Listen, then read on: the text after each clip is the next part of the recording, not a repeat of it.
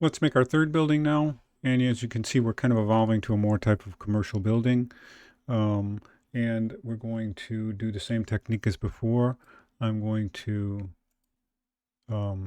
save the project. And then I'm going to select the building from that elevation, grab the top, come over 40 feet. And we'll look at this now in the 3D view. First thing I want to do is make a shed roof. So I'm going to grab the modified button, click that roof and double click it, and then actually get rid of the pitch on this side. So I'm going to select that line and take the slope off of it and click complete with the green check mark. And then I'm going to do the same technique to attach our roof.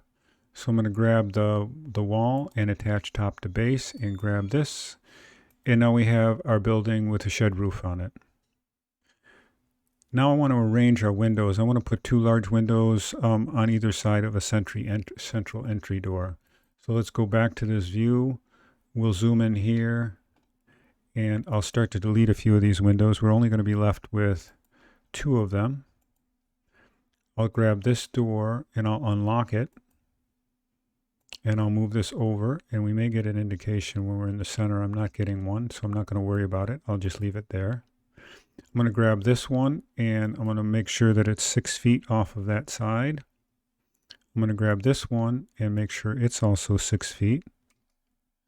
It's locked, so I'm going to actually unlock it. So I've got to get back here and move my body so you can see that I'm going to just hit cancel here. I'll grab the window, turn the lockbox off, change this to 6 feet. And actually I can just lock this back on. Remember we had put a lock dimension on there.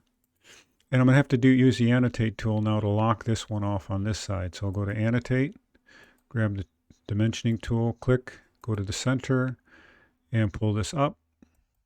And we'll lock that off and that'll stay there. Now we want to make sure that all of our doorway is also in the center. So I'm going to use the annotate tool again.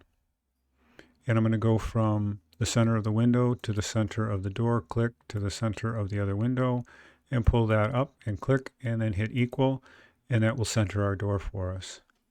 So let's look at this in the 3D view.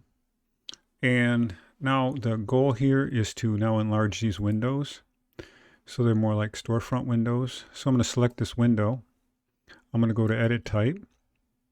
And now instead of 36 tall, I'm going to duplicate it and call it, we'll just call it wide and tall for this example. We could actually put the dimensions in, wide by tall. I'll click OK. Now the height was 6'3". We were happy with that, but the width is only 3 feet. And let's take this to, let's say at least 8 feet. And I'll click OK on that.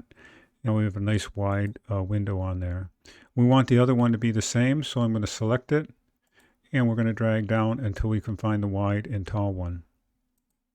The last thing I want to do is change the door. The door is an interior door. It's inappropriate.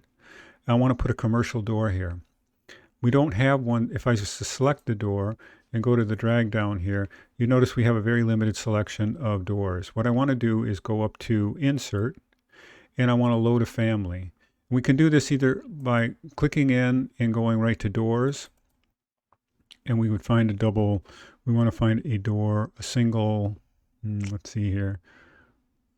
I'm not seeing actually any that are really that nice. Let's go to, I don't know, I don't think there's anything in residential either. So actually I'll just cancel out of that and we'll try to use the load the Autodesk family. This goes out to the cloud. I just opened this window on another screen, so I need to drag it over. And all of the family elements are available now on the cloud, so you can download them. And I'm going to go to Doors.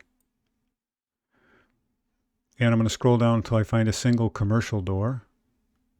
And here's a nice one, a door that looks like it's attractive, a glass door, a full glass door.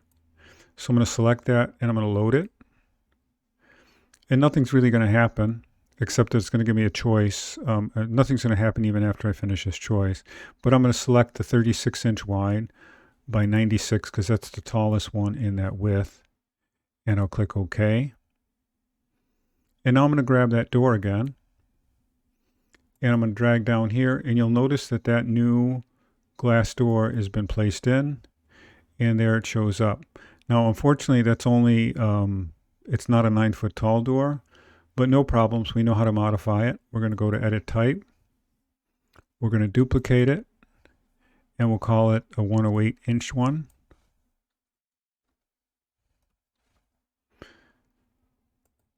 And I'm going to change the height to 9 feet.